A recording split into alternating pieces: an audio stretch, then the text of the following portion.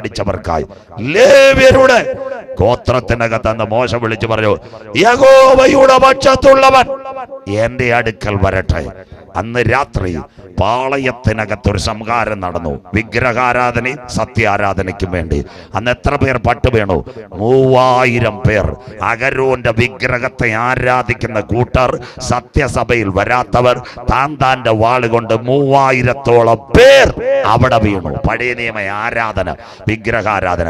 അതുകൊണ്ട് പെന്തക്കോസ് പെരുന്നാളിൽ കാനക്കൂടിരിക്കുന്ന ദൈവമക്കൾ മനസ്സിലാക്കണം, പത്രോസ് ലീഗയുടെ പ്രസംഗം കേട്ട് 2900 അല്ല, 3010 അല്ല എഴുതിയിരിക്കുന്നുണ്ട്. 3000 പേർ ദൈവസഭയോട് ചേർന്നു. കരമുയർത്തുന്നവർക്കാൽ ഇതാ സ്വർഗം പറഞ്ഞു, ഞാൻ എന്റെ സഭയെ ഈ പാറമേൽ പണിയും, പാതാള ഗോപുരങ്ങൾ അതിനെ ജയിക്കയില്ല.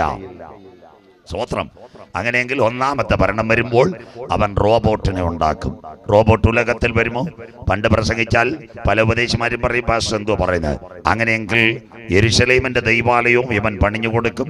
ഇവൻ റോബോട്ടിനെ കൊണ്ടുവെക്കും. ഗൂഗിളിന്റെ സഹായത്തോടെ വായിക്കാം. ഇന്റർനെറ്റ് മണ്ടിലേക്കും റോബോട്ട് ഇറങ്ങി വരും. വെളിപ്പാട് 13:15 വായിച്ചിട്ട് മോൻ. വെളിപ്പാട് 13:15 വട്ടിയൂർക്കാവിലേക്ക് പോകാം. വെളിപ്പാട് ഏകലോക ഭരണം വന്നാൽ വായിച്ചിട്ട് മോനെ. വെളിപ്പാട് മൃഗത്തിന്റെ പ്രതിമ സംസാരിക്കേണ്ടതിന്. അവിടെ നിൽക്കട്ടെ എല്ലാവരും നോക്കേ. ദാ കിടക്കുന്നു സാരിക്കാരിയായ സോഫിയ. എല്ലാവരും ഇത് കാണണം. എത്ര നല്ല കാഴ്ച. പണ്ട് ഒരു 10 വർഷം മുമ്പ്, കഴിഞ്ഞ വർഷം ഇവിടെ കൊറ്റമ്പള്ളിയിൽ നിന്ന് ദൈവസഭയിൽ നിന്ന് CS കുഞ്ഞുങ്ങൾ വന്നായിരുന്നു. പണ്ടൊക്കെ ഇത് പറയും വല്ലോ സംഭവിക്കുമോ? സാരിക്കാരിയായ സോഫിയ മുംബൈയിൽ. നിങ്ങൾ കണ്ടില്ലേ? മേരാ നാം സോഫിയ, നമസ്തേ ഇന്ത്യ. എത്ര ക്ലിയറായി ദാ കിടക്കുന്ന റോബോട്ട് സംസാരിച്ചു. തിരുവനന്തപുരം ജില്ലയിൽ നിന്ന് നെയ്യാറ്റിൻകരയിട്ട് വരുന്നിടത്തൊരു സ്ഥലമുണ്ട്, പാപ്പനംകോട്. കേട്ടവർക്കായി കണ്ടവർക്കായി ഞാൻ ദൈവത്തെ വാഴ്ത്തുന്നു. പാപ്പനംകോട് ഒരു എഞ്ചിനീയറിംഗ് കോളേജ് ഉണ്ട്. അവിടെ ഇന്നാള് സോഫിയ വന്നു. അവള് വന്നപ്പോൾ അവള് ലെവല് മാറി. ഞങ്ങളുടെ ഉപദേശിമാരിടയ്ക്ക് പറയത്തില്ലോ, നിന്നെ വേറെ ലെവലിലാക്കാൻ പോകുന്നു. ഉള്ള ലെവല് പോകാതെ പ്രാർത്ഥിച്ചോണം. ഉപദേശിയുടെ ലെവല് മാറ്റത്തിന് നിൽക്കരുത്. സ്വത്രം ഇതായിരിക്കുന്നു. അവൾ അവിടെ വന്നു. ദാണ്ടേ ഇപ്പൊ അവിടെ പേര് മാറ്റി chat GPT Grok. Pappanamcode engineering college വന്ന് മാതൃഭൂമിക്കാർ, മനോരമക്കാർ, എഞ്ചിനീയറിംഗ് കുഞ്ഞുങ്ങളെല്ലാം ശോഭിക്ക് എന്ന് പ്രൈസലോട് കൊടുത്തു റോബോട്ടിന്. അപ്പൊ ശോഭിയോട് ഒരു പെങ്കോ ചോദിച്ചു, ഇനി നിന്റെ ആഗ്രഹം എന്താ? ശോഭിയെ പറഞ്ഞു, I need A marriage. Robot കല്യാണം കഴിക്കാൻ പോകുന്ന അച്ഛാ, കാലം തീരാറായി, കല്യാണം വേണമെന്ന് റോബോട്ടിന്. അപ്പൊ ഞങ്ങളുടെ ബൈബിളിനകത്ത് ഇന്നേക്ക് 2000 കൊല്ലങ്ങൾക്ക് മുമ്പ് കമ്പ്യൂട്ടർ എന്തോ നെറ്റ്വർക്ക് എന്തോ ഒന്നുമില്ലാത്ത കാലത്ത് പത്മോസിന്റെ ഏകാന്തതയിൽ സ്വർഗത്തിലെ ദൈവ യോഹന്നാനോട് പറഞ്ഞു, മൃഗത്തിന്റെ പ്രതിമ സംസാരിക്കുമെങ്കിൽ ഇന്ന് രാത്രി കരമുയർത്തുന്നവർക്കായി ഇതാ ഞങ്ങളുടെ ബൈബിൾ.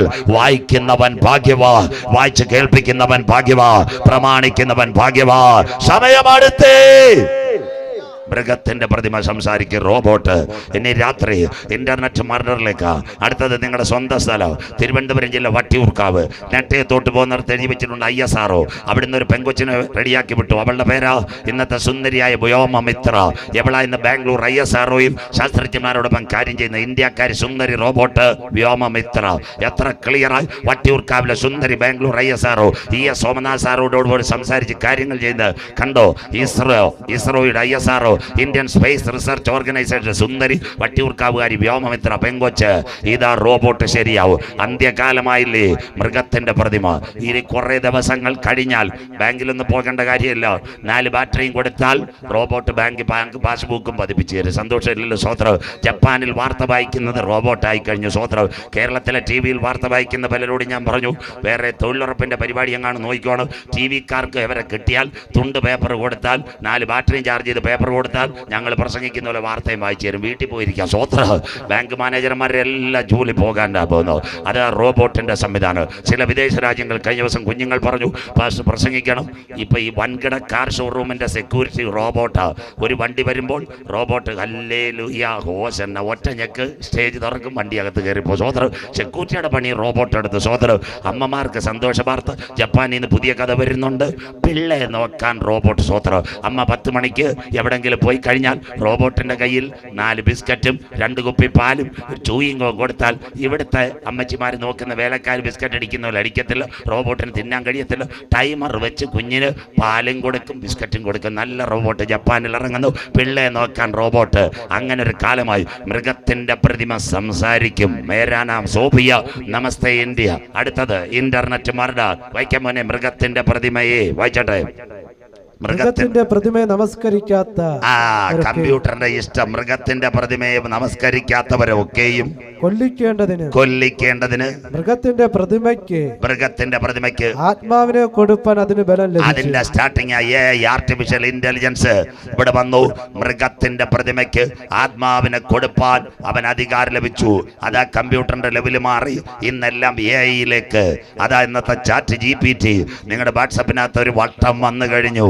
എന്ത് ചോദിച്ചാലും അവൻ മറുപടി തരാൻ തയ്യാറായി കഴിഞ്ഞു. അതിന്റെ പറ്റിയ നിങ്ങളുടെ മൊബൈലിനകത്ത് ഒരു വട്ടം കറങ്ങിക്കൊണ്ടിരിക്കുന്നു. അതിന് ഏറ്റവും നിർണായകമായി ചാറ്റ് GPT-യിലേക്ക് ലോകം പോകുന്നു. ആ കാലം മൃഗത്തിന്റെ പ്രതിമയ്ക്ക് നിയന്ത്രിത ബുദ്ധി. അതിന് ലോകം വിളിക്കുന്നു ആർട്ടിഫിഷ്യൽ ഇന്റലിജൻസ്. കമ്പ്യൂട്ടറിനെ എന്തോ ചെയ്യും? മനുഷ്യനാക്കാൻ പോകുന്ന റോബോട്ടിന്. ബാക്കിയെല്ലാം നോക്കിക്കോണം. കമ്പ്യൂട്ടർ മനുഷ്യനെ കൊല്ലും. ദാ കിടക്കുന്നു. റോബോട്ടിനെ മനുഷ്യനാക്കും. ദാണ്ട് തൊടുപുഴക്കാരൻ IBM കമ്പനി അമേരിക്കക്കാരൻ ചെറുപ്പക്കാരൻ പറയുക 336 ഹൃദയം വെച്ച് ഹാർട്ടിന്റെ വാൽവും പമ്പ് ചെയ്താൽ ഞാൻ റോബോട്ടിന് ജീവൻ കൊടുക്കാം. കാര്യം ക്ലിയറായോ? റോബോട്ടിനെ മനുഷ്യനാക്കാൻ പോകുന്ന ലോകത്തിന്റെ ടെക്നോളജി എവിടം വരെ എത്തിക്കഴിഞ്ഞു? മൃഗത്തിന്റെ പ്രതിമ സംസാരിക്കും.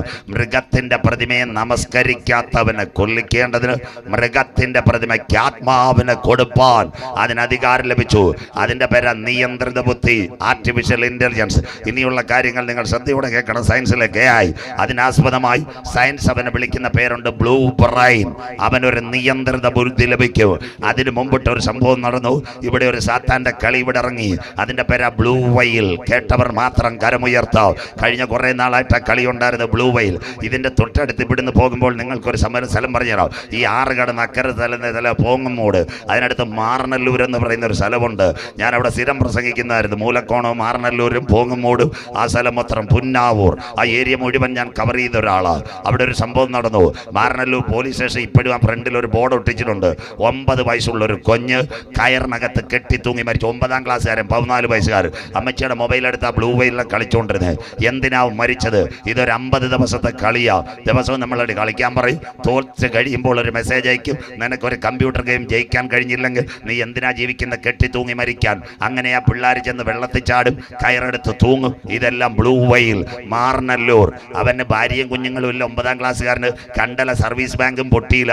മാറനല്ലൂർ പോലീസ് സ്റ്റേഷൻ എഴുതി വെച്ചിട്ടുണ്ട്, ഗെയിം കളി കളിച്ച് കുഞ്ഞ് മരിച്ചത് മാറനല്ലൂർ, തിരുവനന്തപുരം. അതിന്റെ പേരാ ബ്ലൂ ബ്രെയിൻ. ഇപ്പൊ അത് മാറ്റി. ആ കളി ഇപ്പോഴത്തെ സൈബർ ഡോട്ട് നിരോധിച്ചുകൊണ്ടില്ല. എന്നാലും പല കളികൾ ഇപ്പോഴും പിള്ളേർക്ക് എവിടെ വന്നിട്ടുണ്ടെന്ന് അറിയാമോ? ഈ മൊബൈലിൽ വന്നിട്ടുണ്ട്. അതിന്റെ വേറൊരു കളിയാ PUBG. വെക്കടാ വെടി. രാത്രി 11 മണിക്ക് മൊബൈൽ എടുത്തിട്ട് കൊച്ചുങ്ങൾ പറയും ഇവിടെ വെക്ക് അവിടെ വെക്ക് വെടി. ഇതെല്ലാം സാത്താന്റെ കളിയാ. അമ്മമാര് പ്രത്യേകിച്ച് ശ്രദ്ധിക്കണം. ആവശ്യമില്ലാതെ നെറ്റ് ഓൺ ചെയ്ത് ഈ സാത്താന്റെ കളി കൊടുക്കരുത്. 3000 സാത്താന്റെ കളി ഈ മൊബൈലിനകത്തുണ്ട്. അങ്ങനെയെങ്കിൽ ബ്ലൂ വെയിലായിരുന്നു മസ്റ്റ് മനുഷ്യനെ കൊല്ലുന്നത്. സങ്കീർത്തനത്തിൽ ഒരു ഭാഗമുണ്ട്, എൻ്റെ ആത്മാവേ നീ ഉള്ളിൽ വിഷാദിച്ച് ഞരങ്ങുന്നത് എന്താ? അതേ ടെക്നോളജിയാ സാത്താൻ ഈ കളി തൂക്കുന്ന പിള്ളേരോടുത്ത് പറയുന്നത്, എൻ്റെ ആത്മാവേ നീ ഉള്ളിൽ വിഷാദിച്ച് ഞരങ്ങുന്നത് എന്ത്? പോയി തീർന്നോളാ. അങ്ങനെയെങ്കിൽ കമ്പ്യൂട്ടറിന് നിയന്ത്രിത ബുദ്ധി. ദാണ്ടേ അടുത്തത് മലയാള മനോരമ. കഴിഞ്ഞ ദിവസം ഒരു ചെറുപ്പക്കാരൻ കമ്പ്യൂട്ടർ എഞ്ചിനീയർ എനിക്ക് അയച്ചെന്ന്, ദൈവമാകുമോ നിർമ്മിത ബുദ്ധി? ഉലകത്തെ പിടിക്കാൻ ദൈവമാകുമോ നിർമ്മിത ബുദ്ധി? അപ്പോൾ അവന്റെ ആഗ്രഹം എന്താ? സകലരും അവരെ വണങ്ങണം. ഇനി ഉള്ളത് നിങ്ങൾ കേൾക്കണം. ഇന്റർനെറ്റ് മർഡർ, കമ്പ്യൂട്ടർ മനുഷ്യനെ കൊല്ലും. സാത്താന്റെ ഇഷ്ടം എന്താ? ആരാധന. എല്ലാവരും കേൾക്കാം. ശദ്രക്ക് മേശക്ക് അബേദ്നെഗോഗ് ദുരാസു സമഭൂമിയിൽ വന്ന് നെബൂഖദ്നേസർ സ്വോത്രകാഴ്ചയും ചോദിച്ചില്ല, ദശാംശവും ചോദിച്ചില്ല, കൺവെൻഷന് ഇത് ചോദിച്ചില്ല. ഒന്ന് വണങ്ങിയേക്കാൻ യേശുവിനെ പിശാച് ഉയർന്ന മലയെ കൊണ്ടുപോയി. ഉയർന്ന മലയെ കൊണ്ടുപോയിട്ട് ഇതൊന്ന് വണങ്ങിയാൽ നിനക്ക് തരാം. അങ്ങനെയെങ്കിൽ താമസമിന കർത്താവിന്റെ വരവിൽ കൈവിടപ്പെട്ടാൽ ഇന്ന് ഗൂഗിള് സുന്ദർപ്പിച്ച നിങ്ങൾ സംസാരിക്കുന്നു, മുഖാമുഖം കാണുന്ന ഈ പ്ലേറ്റ് അങ്ങ് മാറും. സാത്താൻ നിങ്ങളുടെ മുഖത്ത് നോക്ക്. അവന്റെ ഇഷ്ടം നിങ്ങൾ വണങ്ങണം. സ്വോത്രം. നിങ്ങൾ വണങ്ങിയില്ലെങ്കിൽ അവൻ നിങ്ങളെ കൊന്നുകളയും. അതിന്റെ പേര് ഇന്റർനെറ്റ് മർഡർ. കമ്പ്യൂട്ടർ മനുഷ്യനെ കൊല്ലും.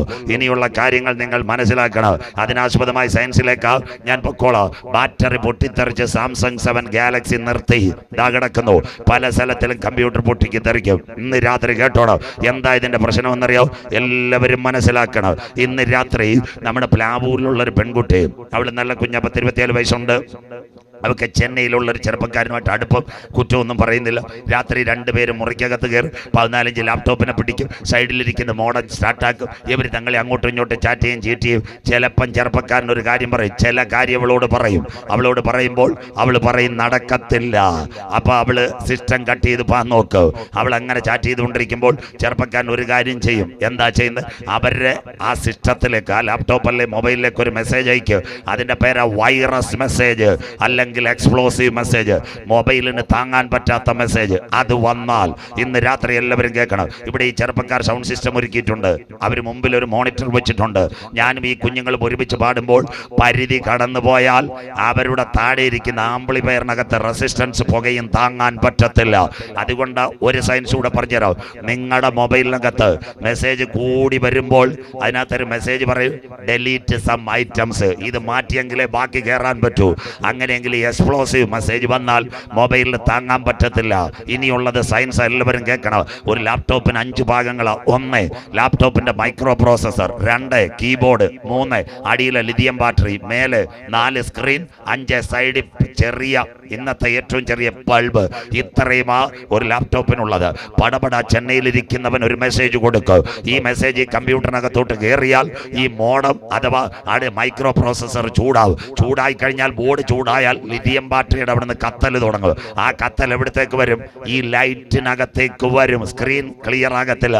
നമ്മളിങ്ങനെ ഞെക്കിക്കൊണ്ടിരിക്കുമ്പോൾ ആ സ്ക്രീനിന്റെ സൈഡിലുള്ള ഇങ്കിനോട് ചേർന്ന മൈന്യൂട്ട് ബൾബുണ്ട്, അത് പൊട്ടിത്തെറിക്ക്. അത് മനുഷ്യന്റെ ശരീരത്തിൽ കയറി കമ്പ്യൂട്ടർ മനുഷ്യനെ കൊല്ല്.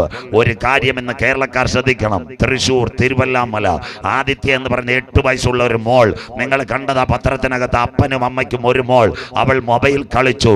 രാവിലെ മുത്തശ്ശി നോക്കിയപ്പോൾ മൊബൈൽ പൊട്ടിത്തെറിച്ച കുഞ്ഞു മരിച്ചു. കരമുയർത്തുന്നവർക്കായി സകല പത്രത്തിലും ഉണ്ടായിരുന്ന ആദിത്യ, 8 വയസ്സുള്ള പെൺകുട്ടി, തൃശ്ശൂരിൽ തിരുവല്ലാമല. അതുകൊണ്ട് കേരള പോലീസ് പറയുന്നു, ആവശ്യമില്ലാതെ ജുബയ്ക്കകത്ത് മൊബൈൽ ഇടരുത്. മൊബൈലിന്റെ അമിത ഉപയോഗം ഭയങ്കരമാണ്. അത് കഴിഞ്ഞിട്ട് ദാണ്ടെ ബാറ്ററി പൊട്ടിത്തെറിച്ച് സാംസങ് 7 ഗാലക്സി നിർത്തി.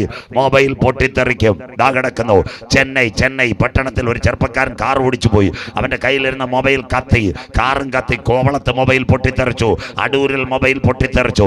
കർത്താവിന്റെ വരവിൽ കൈവിടപ്പെട്ടു പോയാൽ സാത്താൻ മനുഷ്യനെ നോക്കും. അവൻ വണങ്ങിയില്ലെങ്കിൽ ആ മനുഷ്യനെ അവൻ കൊന്നുകള്. മൃഗത്തിന്റെ പ്രതിമ സംസാരിക്കും. മൃഗത്തിന്റെ പ്രതിമയെ നമസ്കരിക്കാത്തവരെ കൊല്ലിക്കേണ്ടതിന് മൃഗത്തിന്റെ പ്രതിമയ്ക്ക് ആത്മാവിനെ കൊടുപ്പാൻ. അതിന്റെ പേരാ ആർട്ടിഫിഷ്യൽ ഇന്റലിജൻസ്, നിയന്ത്രിത ബുദ്ധി. സ്വത്രം തീർന്നില്ല. ഇനി അടുത്ത കാര്യം കേൾക്കണം. ഇവിടുത്തെ രാഷ്ട്രീയ നേതാക്കന്മാർ ആരും, ഇന്ത്യ നമ്മുടെ പ്രധാനമന്ത്രി നരേന്ദ്രമോദി സാർ കാട്ടാക്കട വന്നു. വല്ല മൊബൈൽ ലാപ്ടോപ്പ് കയ്യിലുണ്ടായിരുന്നു, പിടിക്കത്തില്ല. കേരളത്തിന്റെ മുഖ്യമന്ത്രി സഖാവ് പിണറായി വിജയൻ അമേരിക്കയിൽ പോയി. TPMലെ മൂപ്പന്റെ കണക്ക് കസേരയിരുന്നു, മൊബൈൽ പോയിട്ട് ഒരു ലാപ്ടോപ്പും ഇല്ല. സ്വത്രം. അത് കഴിഞ്ഞിട്ട് കാട്ടാക്കട DYSPയോട് ചോദിച്ചിട്ട് എൻ്റെ പേര് പറഞ്ഞാൽ മതി, അവരാരും പിടിക്കത്തില്ല. കാര്യം എന്താ? അവർക്കറിയാം. കാട്ടാക്കട DYSPയോട് ചോദിച്ചാൽ പുള്ളി പറയും, എനിക്ക് ഭാര്യയും 2 കൊച്ചുങ്ങളും കൊണ്ടുവന്നു. സ്വത്രം. കാട്ടാക്കട സ്റ്റേഷനിൽ വെച്ച് നിർത്തി ഞെക്കും, അല്ലെ ഗൺമാൻ്റെ കൊടുക്കും. അവരാരും ലാപ്ടോപ്പ് കയ്യിൽ വെക്കത്തില്ല. ഇന്ത്യൻ പ്രധാനമന്ത്രി, എല്ലാവരും കേൾക്കണം, അദ്ദേഹത്തെ നിയന്ത്രിക്കുന്ന ഇസ്രായേലിന്റെ ചാരസംഘടന മൊസാദ് ഇന്ത്യൻ പ്രധാനമന്ത്രിയെ കഴിഞ്ഞ 12 വർഷമായി ഇന്ത്യൻ ഭരണകൂടത്തിന്റെ സെക്യൂരിറ്റി മുഴുവൻ ഇന്ത്യയുടെ റോയ് IB ഉണ്ടെങ്കിലും മൂന്നാമത്തെ ഒരു കണ്ണ ഇസ്രായേലിന്റെ മൊസാദ് ഇന്ത്യൻ പ്രധാനമന്ത്രിയെ മുഴുവൻ നിയന്ത്രിക്കുന്നത്. അതുകൊണ്ടാണ് ഇന്ന് ഇസ്രായേൽ ഹമാസ് യുദ്ധം നടക്കുമ്പോൾ ചെന്നൈയിലെ പെരുമ്പൂരിൽ നിന്ന് കപ്പലിനകത്ത് ഇസ്രായേലിലേക്ക് ആയുധം മോഡി സാർ കൊടുക്കുന്നത്. അതുകൊണ്ടാണ് കഴിഞ്ഞ ദിവസം പത്രത്തിൽ വാർത്ത, മോഡി സാറിന്റെ കൂടെ ഇരിക്കുന്നവർ പറഞ്ഞ് നാളെ കൊല്ലുന്നത് ആയുധം കൊടുക്കരുത്. ഇതൊന്നും രാഷ്ട്രീയക്കാർ അറിയുന്നില്ല. ഇവരെല്ലാം ഒരു അജണ്ടയിൽ പോകുന്നവരാ. ഇസ്രായേലിന്റെ മൊസാദ് മോഡി സാറിനോട് പറഞ്ഞു, സാറേ സാറിന് ഭീഷണിയുണ്ട്, ഒരു കാരണവശാലും ലാപ്ടോപ്പ് പിടിക്കരുത്. അദ്ദേഹം പിടിക്കത്തില്ല.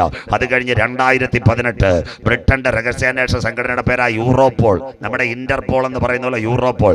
അന്ന് ഡേവിഡ് കാമറൂൺ, ബ്രിട്ടന്റെ പ്രധാനമന്ത്രി, ഓൺലൈനിൽ നാട്ടുകാർ കേൾക്കട്ടെ, ഇതൊക്കെ അന്ത്യകാലം കേൾക്കണം. ഡേവിഡ് കാമറൂൺ ഇന്ത്യയിലെ പ്രധാനമന്ത്രി മോഡി സാറിനോട് പറഞ്ഞു, സാറേ യാതൊരു കാരണവശാലും ലാപ്ടോപ്പ് ഉപയോഗിക്കരുത്.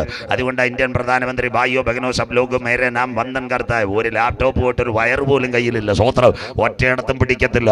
അദ്ദേഹത്തിന്റെ സെക്രട്ടറിമാരെ അതെല്ലാം പിടിക്കുന്നത്. അത് കഴിഞ്ഞിട്ട് ഇവിടുത്തെ മലയാളികൾ പലരും ഈ പ്ലെയിനകത്ത് തിരുവനന്തപുരത്തും 2 കയറി ചാക്കേന്ന് ശംഖുമുഖത്ത് കയറുമ്പോൾ എയർ ഹോസ്റ്റസ് ഒരു കാര്യം പറയും, my brothers and sisters, switch off your mobile or laptops now the plane is going to 7,000 feet, 7,000 മേളിൽ കയറാൻ പോവുക. അതുകൊണ്ട് എല്ലാവരും ലാപ്ടോപ്പും മൊബൈലും ആണ് ഇതാക്കാൻ എന്തോ ഓഫ് ചെയ്ത് വെക്കാം. സ്വോത്രം. നമ്മുടെ അണ്ണന്മാരല്ലേ, അവര് പറയുന്നത് വല്ലതും കേൾക്കോ? സ്വോത്രം. ഞെക്കിക്കൊണ്ടിരിക്കും. സ്വോത്രം. അപ്പോൾ ആ പെങ്കൊച്ച് എവിടെ ചെല്ലുമെന്നറിയോ? ക്യാബിന്റെ ബാക്കി ഒരു സാധനം ഇരിപ്പുണ്ട്, ജാമർ. കീന്നൊരടിയടിക്കും, പിന്നെ നമ്മുടെ കുറ്റിയെല്ലാം പോയി, ഒന്നുമില്ല. സ്വോത്രം. ഒന്നും കാണാനില്ല. പഴയത് വല്ലതും നോക്കിക്കൊണ്ടിരിക്കുക. പിന്നെ എവിടെ എയർപോർട്ടിൽ ഇറങ്ങും? ആ സമയത്ത് മാത്രമേ ഈ അടയാളം വരത്തുള്ളൂ നെറ്റ്വർക്കിന്റെ. ഈ പെങ്കൊച്ചുങ്ങൾക്കറിയാം എന്താ ഇന്ന് രാത്രി. ഇൻഡിഗോ ആകട്ടെ, എയർ ഇന്ത്യ ആകട്ടെ, വിസ്താരയാകട്ടെ, ഒരു ഫ്ലൈറ്റിനകത്ത് ലാപ്ടോപ്പിനകത്ത് നെറ്റ് സംവിധാനം ഉപയോഗിച്ച് ചെയ്യുമ്പോൾ ഒരു അസാധാരണ മെസ്സേജ് വന്നാൽ, ലാപ്ടോപ്പ് ചൂടായാൽ, ആ ഫ്ലൈറ്റിനകത്ത് കത്തിയാൽ വിമാനം താഴെ വീണു പോകും. സ്വോത്രം. അതുകൊണ്ടാണ് ഇന്ന് പ്ലെയിനകത്ത് പോലും പലത് OVMക്ക്. അതുപോലെ മാത്രമല്ലെങ്കിൽ അവർ കയ്യിൽ വെക്കാൻ പറഞ്ഞാൽ ഒറ്റ സംവിധാനം നടക്കത്തില്ല. നമ്മൾ റെക്കോർഡ് ചെയ്ത വല്ല പാട്ടങ്ങാനും കേട്ടോണ്ടിരിക്കുക, ഒരു സംവിധാനം ഏറിന്ന് കിട്ടത്തില്ല. ജാമാർ അവിടം വരെ ആയിക്കഴിഞ്ഞു. അതിന്റെ പ്രത്യേകതയാ ഇന്നത്തെ ഇന്റർനെറ്റ് മർഡർ. കമ്പ്യൂട്ടർ മനുഷ്യനെ കൊല്ലും. ഇന്ന് രാത്രി ഞങ്ങളുടെ ബൈബിളിനകത്ത് ഇന്ന് നിയന്ത്രിത ബുദ്ധി അഥവാ കമ്പ്യൂട്ടറിന്റെ 1G, അത് കഴിഞ്ഞ് 2G, 3G, 4G, 5G, ലോകം വിരൽത്തുമ്പിൽ 100 GB ആയിട്ട് ഇവിടെ റിലയൻസ് വരുന്നതിന് മുമ്പ് ഞങ്ങളുടെ ബൈബിളിനകത്ത് പറഞ്ഞു, നിയന്ത്രിത ബുദ്ധി ലോകത്തിലെ ഏറ്റെടുക്കും. കരമുയർത്തുന്നവർക്കായി മൃഗത്തിന്റെ പ്രതിമ സംസാരിക്കും. മൃഗത്തിന്റെ പ്രതിമയെ വണങ്ങാത്തവരെ കൊല്ലിക്കേണ്ടതിന് മൃഗത്തിന്റെ പ്രതിമയ്ക്ക് ആത്മാവിനെ കൊടുപ്പാൻ. അതിന്റെ പേരാ ആർട്ടിഫിഷ്യൽ ഇന്റലിജൻസ്. ദൈവമാകുമോ നിയന്ത്രിത ബുദ്ധി? സ്വോത്രം. ഇനി അതിന്റെ പരിപാടി, സാത്താന് മനുഷ്യനെ കൊല്ലാൻ കഴിയത്തില്ല. അതുകൊണ്ട് അവൻ ആളെ കൊല്ലിക്കും. ഇന്ന് രാത്രി കേട്ടോണേ. അതുകൊണ്ട് കഴിഞ്ഞ ദിവസം മനോരമ വലിയൊരു വാർത്തയെ കൊടുത്ത് പടിപ്പുരയ്ക്കകത്ത് വന്നു. ചെറുപ്പക്കാരൻ അപ്പം തന്നെ എനിക്ക് സോഫ്റ്റ്വെയർ എഞ്ചിനീയർ അയച്ചു, ഭാഷ പ്രസംഗിച്ചോണം. ദൈവമാകുമോ നിർമ്മിത ബുദ്ധി? ഉലകത്തെ പിടിക്കാൻ നിർമ്മിത ബുദ്ധി വരാൻ പോകുന്നു സത്താൻ. അങ്ങനെയെങ്കിൽ ഇന്ന് രാത്രി എന്താ ഇന്നത്തെ മരണങ്ങൾ? സാത്താന് മനുഷ്യനെ കൊല്ലുവാൻ കഴിയത്തില്ല. അതിനാസ്പദമായി അവനൊരു വാഗ്ദത്തം കുറയും, മനുഷ്യനെ കൊന്നാൽ സ്വർഗത്തിൽ പോകാം. ഇന്ന് രാത്രി തിരുവനന്തപുരം ഞെട്ടിയ സംഭവം. ഇനിയുള്ള കാര്യങ്ങൾ കേൾക്കണം. ആരാ? തിരുവനന്തപുരം പാളയം MM ചർച്ച് കാടൽ ജിൻസൺ രാജ കഴിഞ്ഞ ദിവസം മനോരമയിൽ ഉണ്ടായിരുന്നു. അവന്റെ ന്യായവിസ്താരം അടുത്ത ദിവസം നടക്കാൻ പോവുക. അവൻ ഒന്നാന്തര CSI കുടുംബത്തില്. അവന്റെ അപ്പൻ പ്രൊഫസർ, അമ്മ ഡോക്ടർ, അവന്റെ പെങ്ങൾ കരോലിൻ. ഈ മക്കളിരുന്നത് പോലെ ആ പെൺകുട്ടി എന്റെ മുമ്പിൽ നിന്ന് പ്രസംഗം കേട്ട MBBS കാരി, വീട്ടിലെ വേലക്കാരി, നന്ദൻകോട് കവടിയാർ റോഡ്. അപ്പുറവും 2 സുവിശേഷകർ, 1 സുരേഷ് ബാബു, 2 D അജിത് കുമാർ. ഇവരുടെ വീട്ടിന്റെ നടുവിലാ ഇവൻ താമസിച്ചു കൊണ്ടിരുന്നത്. പച്ചയ്ക്ക് ഞാൻ പറഞ്ഞത് ഇതെല്ലാം ഞാൻ കണ്ടതാ. സ്വോത്രം. അതിന്റെ നടുവിൽ ഇവൻ താമസിച്ചുകൊണ്ടിരുന്നത്. ഈ ചെറുപ്പക്കാരനെ പഠിക്കാൻ ഓസ്ട്രേലിയ വിട്ടു. അവിടുന്ന് അവൻ വഴിതെറ്റി റഷ്യയിൽ വന്നു. സാത്താനെ ആരാധിക്കുന്നവരുടെ കൂട്ടത്തിൽ അവൻ വീണുപോയി. ആ ചെറുപ്പക്കാരൻ പഠനം മതിയാക്കി നാട്ടിൽ വന്നു. വീട്ടിൽ നിന്ന് അധികം പുറത്തിറങ്ങത്തില്ല. എവിടെയൊക്കെയോ പോവും ബുള്ളറ്റിനകത്ത്. ഒരു സുപ്രഭാതത്തിൽ അവനൊരു കാര്യം ചെയ്തു. അപ്പൻ, അമ്മ, പെങ്ങൾ, ബന്ധു 4 പേരെ കൈയോടെ പിടിച്ച് തൂണോടെ കെട്ടി കയ്യിലിരുന്ന മാരകായുധം വെച്ച് ഒറ്റ രാത്രി കൊണ്ട് കൊന്നുകളഞ്ഞു. പിറ്റേന്ന് രാത്രി പേരൂർക്കട പെട്രോൾ പമ്പിൽ പോയി പെട്രോൾ മേടിച്ചുകൊണ്ടുവന്ന് കത്തിച്ച് കളഞ്ഞു. തിരുവനന്തപുരം ഞെട്ടിയ വാർത്ത. കരമുയർത്തുന്നവർക്കായി ഒരു വീട്ടിലെ 4 പേരെ കൊന്നു. കാടൽ ജിൻസൺ രാജ. അടുത്ത ദിവസം പേപ്പറിനകത്ത് വരും. നാട്ടുകാർ ആരാണ്ടൊക്കെ പറഞ്ഞ് അവന് മാനസികരോഗം, അവനൊരു മണ്ണാങ്കട്ടയില്ല. സ്വോത്രം. അവൻ സാത്താനെ ആരാധിക്കാൻ പോയവൻ. അവൻ ഇന്ന് പൂജപ്പുര ജയിലിനകത്ത് നിന്ന് പേപ്പർ വായിക്കുന്നു. സ്വോത്രം. അങ്ങനെയെങ്കിൽ ഇന്ന് രാത്രി അവന്റെ പിൻപിൽ ഒരു കരമുണ്ട്. വായിക്കുമ്പോൾ മനസ്സിലാകും. രണ്ടാമത്തെ സംഭവം, 100% സാക്ഷരത തിരുവനന്തപുരം, 100% എംപ്ലോയീസ് തിരുവനന്തപുരം. വട്ടിയൂർക്കാവ് ലാറ്റക്സിൽ ജോലി ചെയ്യുന്ന ഒരു അച്ഛൻ്റെ ഏക മകൾ ആര്യ. ആരായിരുന്നു അവൾ? അവൾ തിരുവനന്തപുരത്ത് ശ്രീകാര്യത്തിനടുത്ത് കരിയത്തിന് വരുന്ന വഴിയിൽ ലയോള ചെമ്പക സ്കൂളിലെ അധ്യാപികയായിരുന്നു. ആരായിരുന്നു? ദേവി. ആര്യയുടെ കൂട്ടുകാരി ഒരുത്തി ഉണ്ടായിരുന്നു, ദേവി. ഇവൾ ഫ്രഞ്ച് പഠിപ്പിച്ചുകൊണ്ടിരുന്നത്. എല്ലാവരും കേൾക്കണം, പോലീസുകാർ അവിടെ നിൽക്കട്ടെ, ഇതെല്ലാം ഞങ്ങൾ പറയാം. ഇവർ 3 പേരും, പാമ്പാടിക്കാരൻ നവീൻ ആയുർവേദ ഡോക്ടറായിരുന്നു. ഒരു ഓർത്തഡോക്സ് കുടുംബത്തിൽ പറഞ്ഞ ആയുർവേദ ഡോക്ടർ. അവൻ എവിടെ വന്നു? തിരുവനന്തപുരത്ത് വന്നു പഠിക്കുവാൻ. അവന്റെ കൂട്ടത്തിൽ ചങ്ങാത്തം കൂടിയതാ വട്ടിയൂർക്കാവുകാരി ദേവി. അവർ ഒരുമിച്ച് പഠിക്കുമ്പോൾ വിവാഹിതരായി. 2 പേരും ആയുർവേദ ഡോക്ടർമാർ. ഏറെക്കാലത്ത് ഈ ദേവി എന്ന് പറയുന്ന പെൺകുട്ടി ലയോള ചെമ്പക സ്കൂളിനകത്ത് എന്താ ചെയ്തെന്ന് റിലീക്കോ ചെമ്പക അതിനകത്ത് ചെയ്തെന്തെന്നറിയോ? അവൾ ഫ്രഞ്ച് പഠിപ്പിക്കാൻ പോയി. ആര്യ മറ്റൊരു വിഷയം പഠിപ്പിച്ചുകൊണ്ടിരുന്നപ്പോൾ ഈ പെൺകൊച്ചിനെ കസ്റ്റഡിയിലാക്കിയിട്ട് പറഞ്ഞു, പുനർജന്മം കിട്ടും. ആ ഒരു പ്രശ്നത്തിനകത്ത് ആര്യ എന്ന് പറയുന്ന പെൺകുട്ടി ഈ ലോകത്തിൽ നിന്ന് മാറിയത് പറഞ്ഞു തരാം. ആരോടും അധികം സംസാരമില്ല, എപ്പോഴും ലാപ്ടോപ്പ്. അതിനുശേഷം അതിനുശേഷം വളരെ ഒതുങ്ങി നിന്ന് ജീവിച്ച ഈ പെൺകുട്ടി ദേവി പറഞ്ഞൊരു കാര്യമുണ്ട്, നമ്മൾ ഇവിടെ മരിച്ചാൽ നമുക്ക് പുനർജന്മം തരണമെങ്കിൽ സാത്താനെ ആരാധിച്ചാൽ പുനർജന്മം കിട്ടും. 2-3 വിദ്യാഭ്യാസമുള്ളവർ, 2 ആയുർവേദ ഡോക്ടർ ആര്യയുടെ വിവാഹം ഉറച്ചു. നല്ലൊരു ചെറുപ്പക്കാരനുമായിട്ട് മോതിരം കൈമാറ്റം ചെയ്തു. അതെല്ലാം നവീനും കണ്ടു, ദേവിയും കണ്ടു. ഒരു സൂത്രത്തിൽ ആര്യയെ നാഗാലാൻഡിൽ കൊണ്ടുപോയി 6 ദിവസം അവിടെ ചുറ്റി നടന്നു. 7-ാം ദിവസം 4-മതൊരു വ്യക്തിയുണ്ട്, അദ്ദേഹത്തെ പോലീസ് ഇതുവരെ പൊക്കിയിട്ടില്ല. അവരുമായിട്ട് സംസാരിച്ചു തുടങ്ങി. 4-ാം ദിവസം സംസാരിച്ചു തുടങ്ങിയപ്പോൾ പറഞ്ഞു, ഇനി നിങ്ങൾ ഇവിടുന്ന് നാട്ടിൽ പോകണ്ട, ഇവിടെ വെച്ച് മരിച്ചാൽ ഈസ്റ്റർ വരുന്നു, ഈസ്റ്റർ ദിനത്തിൽ നിങ്ങൾ ഇവിടെ മരിച്ചാൽ യേശു ക്രിസ്തു ഉയർത്തെഴുന്നേറ്റതുപോലെ 3 ദിവസം കഴിയുമ്പോൾ നിങ്ങൾ മറ്റൊരു നാട്ടിൽ ഉയർത്തെഴുന്നേൽക്ക്. ഇതെല്ലാം ലാപ്ടോപ്പിൽ കൂടെ സംസാരിച്ചതാ. എന്താ സംഭവിച്ചതെന്നറിയാമോ? 6 ദിവസം കഴിഞ്ഞു. 10-ാം ദിവസം തീരുമാനമെടുത്ത് 3 പേരും നാഗാലാൻഡിൽ റിസോർട്ടിനകത്ത് മരിക്കുക. ഈ പെങ്കൊച്ചിന്റെ മന്ത്രകൂടിയല്ല, ലാറ്റക്സിൽ അച്ഛനും അമ്മയും എവിടെ കാത്തുവച്ചിരിക്കുന്നു? വട്ടിയൂർക്കാവിൽ കാത്തുവച്ചിരിക്കുന്നു. നാട്ടുകാർ മൊത്തമായിട്ട് കേൾക്കട്ടെ. ഈസ്റ്റർ ദിനത്തിനകത്ത് സംഭവിച്ചത് 1, ആദ്യം ആര്യയെ കൊന്നു, ശരീരം മുഴുവൻ മരച്ചു, കാലിനകത്ത് 666 എഴുതി വെച്ചു. സാത്താൻ ഇഷ്ടപ്പെട്ട നമ്പർ. 2, ഇവൻ തന്നെ ദേവിയെ കൊന്നു, സ്വന്തം ഭാര്യ അവിടെ വെച്ച് കൊന്നു. ഈ ഇതിനകത്ത് ടാക്ക് ചെയ്തൊരു പാർട്ടി ഉണ്ട്, ഇവിടെ വെച്ച് മരിക്കണം. അങ്ങനെയെങ്കിൽ 666 അവിടെ കാലും. അവസാനം ഈ ചെറുപ്പക്കാരൻ, പാമ്പാടിക്കാരൻ നവീൻ, അവന്റെ ശരീരം തന്നെ മുറിച്ചു. എന്നിട്ട് എന്ത് ചെയ്തെന്നറിയോ? ഇവർക്ക് 3 പേർക്കും രക്തം കട്ട പിടിക്കാനുള്ള മരുന്ന് പുറത്തൊടുക്കാൻ ആരും അറിയാതിരിക്കാൻ മെഡിക്കലായതുകൊണ്ട് അവർ ചെയ്തു. എന്നിട്ട് അവൻ കഴുത്തിനകത്ത് കയറിട്ട് കെട്ടി തൂങ്ങി മരിച്ചു. 3 ദിവസം കഴിഞ്ഞപ്പോൾ മണമിറങ്ങി. എന്നിട്ട് എന്താ? നാഗാലാൻഡിൽ നിന്ന് അത് അരുണാചൽ പ്രദേശിൽ നിന്ന് അവരെവിടത്തേക്ക് കൊണ്ടുവന്നെന്നറിയാമോ? ഈ കേരളത്തിലേക്ക് കൊണ്ടുവന്ന പോസ്റ്റ്മോർട്ടം ബോഡി അതെവിടെ കൊണ്ടുവന്നെന്നറിയാവോ? തിരുവനന്തപുരത്ത് വന്നപ്പോൾ അതിന്റെ ഇൻക്വസ്റ്റ് തയ്യാറാക്കിയവർ ഞെട്ടിപ്പോയി. സാത്താനെ ആരാധിക്കുന്നവരുടെ ശരീരത്തിനകത്ത് കണ്ട പാടുകളും നമ്പരും. ഇന്ന് രാത്രി തിരുവനന്തപുരമേ പ്രാർത്ഥിക്കുക. അധർമ്മത്തിന്റെ മർമ്മം ഇപ്പോഴേ വ്യാപരിക്കുന്നു. തടുക്കുന്നവൻ വഴിയിൽ നിന്ന് മാറിയാൽ അധർമ്മമൂർത്തി വെളിപ്പെടാറായി. ആര്യ, ദേവി, അത് കഴിഞ്ഞിട്ട് പാമ്പാടിക്കാരൻ നവീൻ. തിരുവനന്തപുരത്തുകാരൻ ഞെട്ടണ്ട, എല്ലാ ദിവസവും രാത്രി ഞാൻ സഞ്ചരിക്കുന്ന ഇതുവഴിയാണ്. സ്വോത്രം. ഇവിടെ ഉള്ള എല്ലാവർക്കും ഈ പട്ടണം, ഇവിടെ നിങ്ങൾ വിചാരിക്കും എനിക്ക് ഈ കാനക്കോടും കീഴാറൂറും പെരുങ്കടവിളയും ഒറ്റശേഖരമംഗലവും മണ്ഡപത്തിൻ കടവ് എന്നെ അറിയാത്ത ഇവിടെ ആരുമില്ല, ഞാൻ അറിയാത്തവരുമില്ല. സ്വോത്രം. അപ്പോൾ അത്രയും ക്ലിയർ ആയിട്ട് എനിക്കറിയാവുന്ന തിരുവനന്തപുരം വട്ടിയൂർക്കാവും നെട്ടയും മലമുകളും എത്ര രാത്രികൾ ഞാൻ പ്രസംഗിച്ച. ഇവരുടെ വീട്ടിൻ്റെ തൊട്ടടുത്ത് ഈ ദിവസങ്ങൾ പ്രസംഗിച്ചവരുടെ ബന്ധുക്കളും കേട്ട്. അപ്പോഴവർക്ക് കാര്യം പിടികിട്ടി. ഈ പെങ്കൊച്ചു പോയത് സാത്താനെ ആരാധിക്കുന്ന കൂട്ടത്തിനകത്ത്. മണ്ണന്തല മുതൽ ഇഞ്ഞ് കാട്ടാക്കട വരുന്ന തിരുമല വരെ സാത്താനെ ആരാധിക്കുന്ന ബ്ലാക്ക് അഥവാ മാസ് കേന്ദ്രങ്ങൾ തിരുവനന്തപുരത്തുണ്ട്. ഇന്ന് രാത്രി പച്ചയ്ക്ക് ഞാൻ വിളിച്ച് പറയുക, പോലീസുകാരും മറച്ചു വെക്കും, ഗവൺമെന്റുകാരും മറച്ചു വെക്കും, ഞങ്ങൾക്ക് ഭയമൊന്നുമില്ല. സാത്താനെ ആരാധിക്കുന്ന കേന്ദ്രങ്ങളുണ്ട്. ഇന്ന് രാത്രി നിങ്ങളുടെ കുഞ്ഞുങ്ങൾ ഇതിനകത്ത് വീണു പോകരുത്.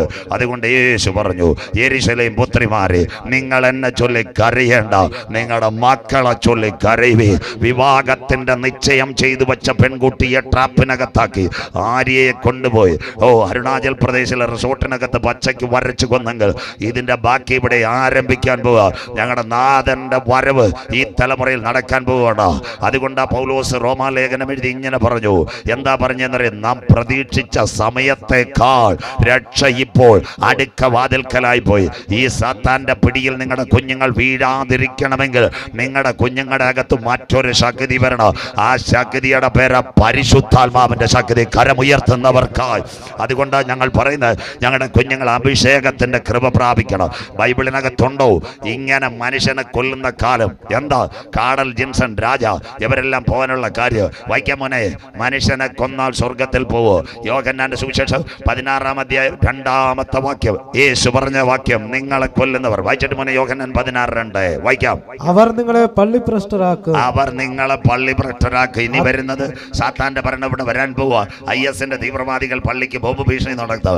അതിനെ പള്ളി പ്രശ്നമാക്കുക. അത് മാത്രമല്ല, മനുഷ്യനെ കൊല്ലും. വായിച്ചിട്ട് മോനെ, അത്രയുമല്ല നിങ്ങളെ കൊല്ലുന്നവർ എല്ലാം ദൈവത്തിന് വഴിപാട് കഴിക്കുന്നു. ദൈവത്തിന് മതിമക്കളെ, ഇതാ സംഭവം. മനുഷ്യനെ കൊന്നാൽ സ്വർഗത്തിൽ പോകാം. അതുകൊണ്ട് ആ കാടൽ ജിൻസൺ രാജ സ്വന്തം അമ്മയെയും പെങ്ങളെയും അഥവാ അഥവാ വീട്ടിലെ വേലക്കാരിയും കൊന്നു. അവനോട് സാത്താൻ പറഞ്ഞു, നിങ്ങൾ മനുഷ്യനെ കൊന്നാൽ സ്വർഗത്തിൽ പോകാം. അതുകൊണ്ട് സാത്താനെ ആരാധിക്കുന്ന പാമ്പാടിക്കാരൻ നവീൻ, വട്ടിയൂർക്കാവുകാരി ദേവി, വട്ടിയൂർക്കാവ് ആര്യ ടീച്ചർ, ഇവരോട് നാലാമതൊരു പുള്ളി ഇടപെട്ടിട്ട് പറഞ്ഞു, ജീസസ് മരിച്ചതുപോലെ നിങ്ങൾ ശരീരം മുറിച്ചിവിടെ മരിച്ചാൽ ജീസസ് ഉയർത്തെഴുന്നേറ്റുള്ള മറ്റൊരു ഗൃഹത്തിൽ നിങ്ങൾ ഉയർത്തെഴുന്നേൽക്ക്. അതുകൊണ്ട് ഇന്ന് രാത്രി നിങ്ങളെ കൊല്ലുന്നവർ ദൈവത്തിന് വഴിപാട് കഴിക്കുന്നു. അതിനാസ്പദമായി പത്മോസിൽ യോഹന്നാൻ മൃഗത്തിന്റെ പ്രതിമ സംസാരിക്കൂ. മൃഗത്തിന്റെ പ്രതിമയ്ക്ക് ആത്മാവിന് കൊടുപ്പ്. ഇന്ന് രാത്രി മൃഗത്തിന്റെ പ്രതിമയുടെ ശബ്ദം കാനക്കോട് മുഴങ്ങുന്നതിന് മുമ്പ് മറ്റൊരു ശബ്ദം മധ്യാകാശത്തിൽ മുഴങ്ങും. അതിന്റെ പേരാ കാഹളനാദം. കരമുയർത്തുന്നവർക്കായി ഞാൻ ദൈവത്തെ വാഴ്ത്തുന്നു. ഇന്ന് രാത്രി മൃഗത്തിന്റെ പ്രതിമയ്ക്ക് ബ്ലൂ പ്രൈഡ് ആത്മാവിനെ കിട്ടുന്നതിന് മുമ്പ് പരിശുദ്ധാത്മാവിനെ പ്രാപിച്ചവരെ ചേർക്കുക. എന്റെ കാന്തൻ മധ്യാകാശത്തിൽ വരാറായി. കാനക്കോട് കാലം സമീപം, ദൈവരാജ്യം സമീപിച്ചു. മാനസാന്തരപ്പെട്ട് സുവിശേഷത്തിലേക്ക് മടങ്ങുക. നാഥന്റെ വരവിന്റെ ചിലമ്പുലികൾ മധ്യാകാശത്തിൽ മുഴങ്ങുവാൻ കാലമായി. നിന്റെ ദൈവത്തെ എതിരേൽപ്പാൻ നീ ഒരുങ്ങിക്കൊള്ളുക. ഒരു വാക്ക് പറഞ്ഞ ഇടവേളയിലേക്ക് 6 വാക്യങ്ങൾ പടപട ഇന്ത്യ ബൈബിൾ സ്റ്റഡിയാ. ഇന്ന് രാത്രി ഇവിടെ ഞാൻ ഇന്ന് യാത്ര ചെയ്തപ്പോൾ ദൈവം എന്നോട് സംസാരിച്ചൊരു കാര്യം ഞാൻ അങ്ങ് ഓർത്തുപോയതാ. ഇങ്ങോട്ട് വരുന്ന വഴി സോദരം അമ്മ ഏതോ ഒരു ഇന്ന് ഗാസയിൽ പോളിയോ കുഞ്ഞുങ്ങൾക്ക് ഇസ്രായേൽ താൽക്കാലികമായി വെടിനിർത്തിയ വാർത്ത ഞാൻ വായിച്ചു. ഇന്റർനെറ്റിൽ വായിച്ചപ്പോൾ എനിക്ക് പോളിയോയെ പറ്റി ഓർമ്മ വന്നു. ഇവിടെ ഒരു സംഭവമുണ്ട്, പോളിയോ. എന്താ പോളിയോ? ഇവിടെ ഫെബ്രുവരി മാസത്തിലാണ് കേന്ദ്ര ഗവൺമെന്റ്, ഇന്ത്യ ഗവൺമെന്റ് ഒരു സംഭവം പറയും. പോളിയോ 5 വയസ്സിൽ താഴെയുള്ള ഒരു കുഞ്ഞ് നമ്മുടെ വീട്ടിൽ മുടന്തി കിടക്കാൻ ഇവിടുത്തെ ഗവൺമെന്റ് അനുവദിക്കത്തില്ല. പിന്നെ പഠിക്കുന്ന കുഞ്ഞുങ്ങൾ. പോളിയോ കണ്ടുപിടിച്ചത് ആര്? നമ്മുടെ മുഖ്യമന്ത്രിയും പ്രധാനമന്ത്രിയല്ല. പോളിയോ വാക്സിൻ കണ്ടുപിടിച്ചത് ഇസ്രായേലിലെ ശാസ്ത്രജ്ഞനാണ്. അവന്റെ പേരാ ജോൺ ലിറ്റിൽ വാക്സ്. എഴുതിക്കോ, PSC പരീക്ഷയ്ക്ക് വരും. പോളിയോ വാക്സിൻ കണ്ടുപിടിച്ച ജോൺ ലിറ്റിൽ വാക്സ്. അതുകൊണ്ട് വാക്സ് എന്ന് പേരൂടെ കൊടുത്ത ജോൺ ലിറ്റിൽ എന്നവന്റെ പേര്. അവനാണ് ആരാ പോളിയോ വാക്സിൻ കണ്ടുപിടിച്ച. പോളിയോയുടെ പ്രത്യേകത ഇവിടെ എല്ലാ അനൗൺസ്മെന്റാ.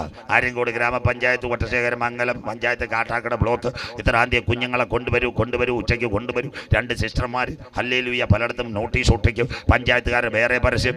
അന്നാ നമ്മുടെ കാനക്കോട്ടെ സുമംഗലി ചേച്ചി കൊച്ചിന് പോളിയോ കൊടുക്കാതെ പാറച്ചാല ഷീലാ കല്യാണ മണ്ഡലത്തിൽ ചപ്പാത്തി തിന്നാൻ പോകും. പിന്നെ കർത്താവിനെ കുറ്റം പറഞ്ഞിട്ട് കാര്യമില്ല. സ്വോത്രം. നീ കൊടുക്കേണ്ടത് നീ കൊടുക്കണം. അല്ല ഷീലാ കല്യാണ മണ്ഡലത്തിൽ ചിക്കൻ കാലി തിന്നാൻ പോയിട്ട് കർത്താവിനെ കുറ്റം പറയരുത്. സ്വോത്രം. അതുകൊണ്ട് ഇന്ന് രാത്രി പോളിയോയുടെ പ്രത്യേകത സ്വോത്രം, വരാനിരിക്കുന്ന ഒരു വ്യാധി വ്യാപിച്ച് നമ്മുടെ കുഞ്ഞ് വീട്ടിനകത്ത് കാല് മുടന്തി കിടക്കാൻ ഇന്ത്യ ഗവൺമെന്റ് അനുവദിക്കത്തില്ല. അങ്ങനെയെങ്കിൽ ഇന്ന് രാത്രി കാനക്കോട് മനുഷ്യകുലത്തിനൊരു പോളിയോ വന്നിട്ടുണ്ട്. അതിന്റെ പേരാ പാപം. പാപത്തിന്റെ സന്തതി, അതിന് പാപത്തിന്റെ ഓഹരി, മദ്യപാനം, മയക്കുമരുന്ന്, ആത്മഹത്യ. ഇതിന് ഇന്ന് രാത്രി പോളിയോയ്ക്ക് ഒരു വാക്സിൻ ആര് തരും? കാനക്കോട് ഒരു സഹോദരൻ ചെന്ന് കാട്ടാക്കട ആശുപത്രി ചെന്നിട്ട് പറയാം, സാർ എനിക്ക് പാപമുണ്ട്, ആന്റിബയോട്ടിക് തരുന്നു. അയാളെ പിടിച്ച് പുറത്താക്കുക. സ്വോത്രം. എന്നാ വിചാരിക്കും തിരുവനന്തപുരം ജനറൽ ആശുപത്രി ചെല്ലാം. അവിടെ ചെന്ന് ഡോക്ടറോട് പറയാം, എൻ്റെ ശരീരത്തിനും മനസ്സിലും പാവ, ഒരാഴ്ച ട്രീറ്റ്മെന്റ് എടുത്ത് ട്രിപ്പ് വരുമെന്ന്. അദ്ദേഹം അടുത്ത് പുറത്ത് കളയും. സ്വോത്രം. എന്നിട്ട് നേരെ പോകും തിരുവനന്തപുരം മെഡിക്കൽ കോളേജ്. അവിടെ ചെന്നിട്ട് പറയും, സാർ എൻ്റെ ശരീരത്തിൽ പാവമുണ്ട്, എങ്ങനെയെങ്കിലും അവനെ മുറിച്ച് കളയണം, സർജറി ചെയ്യാൻ പറ്റുമെന്ന്. പുള്ളിക്കാരൻ പറയും, തലയ്ക്ക് റെഡിയല്ല, ഇറങ്ങിക്കോളാം. സ്വോത്രം. അവസാനം ആരാണ്ട് പറഞ്ഞ് ക്യാൻസർ സെന്ററിൽ പോയാൽ ചിലപ്പോൾ പാവത്തെ അടിക്കാൻ റേഡിയേഷൻ കിട്ടും, അതുകൊണ്ട് അങ്ങോട്ട് പോകാം. സ്വോത്രം. അവസാനം ക്യാൻസർ സെന്ററിൽ ചെന്നിട്ട് പറയും, സാറേ എൻ്റെ അകത്ത് പാവ റേഡിയോ തെറാപ്പി അടിക്കണമെന്ന്. അവിടുന്ന് അദ്ദേഹത്തെ പുറത്ത് കളയും. ഇന്ന് രാത്രി പാപത്തിന്റെ പരിഹാരത്തിന് വേണ്ടി ഞങ്ങൾ ഈ പട്ടണത്തിനകത്ത് ഒരു വാക്സിനെ പരിചയപ്പെടുത്തുന്നു. ആ വാക്സിന്റെ പേര് കുഞ്ഞാടിന്റെ വിലയേറിയ രക്തം. കരമുയർത്തുന്നവർക്ക് ഇന്ന് രാത്രി നിന്റെ പാപത്തിന്റെ പരിഹാരത്തെ മാറ്റുക. ഇന്ന് രാത്രി ഒരു രക്തത്തെ ഞങ്ങൾ പരിചയപ്പെടുത്തുന്നു.